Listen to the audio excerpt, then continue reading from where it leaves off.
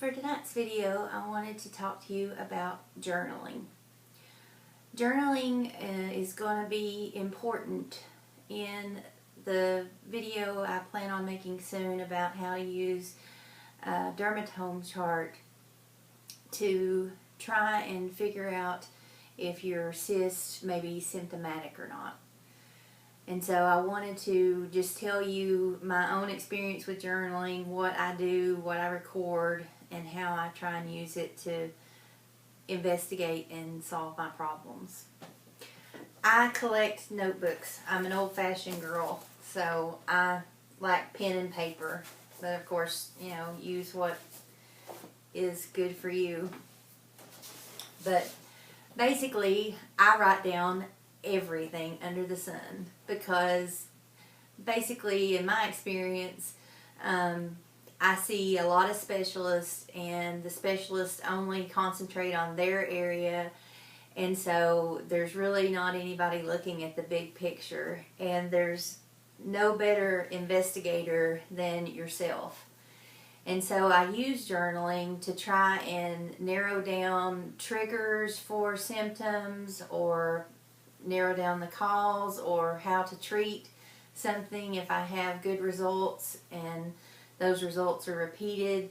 But I basically use journaling to try and find patterns and triggers and connections. And so basically what I do is every day when I wake up, if I'm having an issue that no one can tell me what's going on, and I know that it's something that I'm going to have to fully investigate on my own, then I'll start intensive journaling. And so basically when I wake up each morning, I write down everything that feels off. If I'm in pain, I get very specific. Where's the pain located at? How is the pain? Is it throbbing? Is it stabbing? Is it nerve pain? Is it shooting?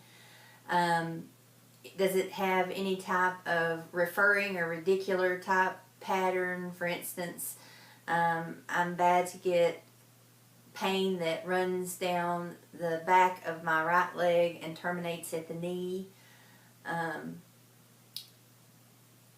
What makes the pain better?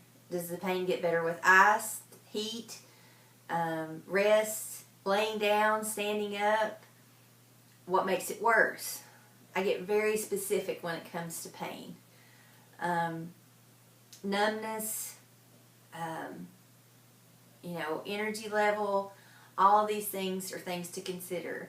I write down how much sleep I got the night before, as I do have obstructive sleep apnea, so I wear a CPAP machine at night to keep me from having events. And so I'll write down what my sleep quality was, because my machine has all those stats on it. I check the weather. I check the barometric pressure, as barometric pressure is one of my triggers. And I write down what it is, and that way I can also see if it is, changed from day to day.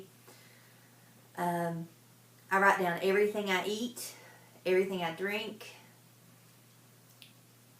basically everything about my day, any activities that I do, any stress.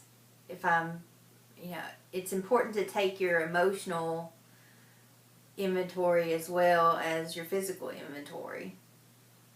And so I will continue to do this over a period of time and try and find connections and patterns that are occurring. For instance, like certain cheeses that I eat would cause me to get a certain type of headache. Any blood work results I've gotten, and looking that up to see what the symptoms are for that, and maybe that's causing it. I write down medications that I take and what time. I journal everything. to try and find any kind of pattern, because basically one time I was sitting in my rheumatologist's office and there was a really interesting video playing on the TV, and it was basically talking about becoming your own Sherlock Holmes. And that's the concept, is no one can know what's going on in your body better than you can, as far as how you feel and what makes you feel better and what makes you feel worse. So it's very important to do all of this if you're trying to search out a problem that no one can help you with.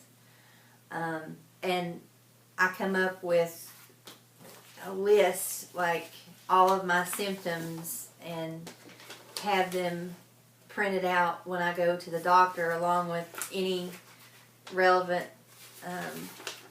blood work I've had done and the results, and any research that I've done about what I think may be the problem.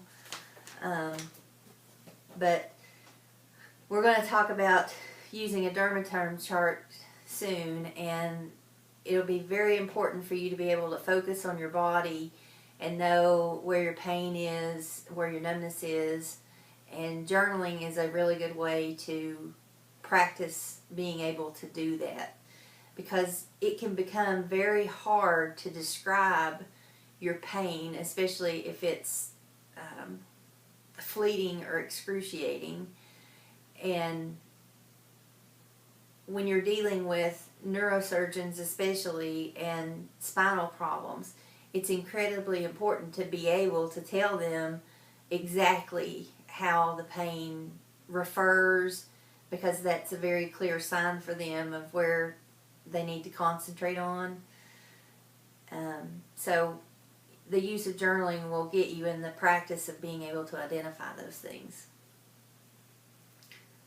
I think that it's one of the most important things that I've done in the time that I was trying to get diagnosed.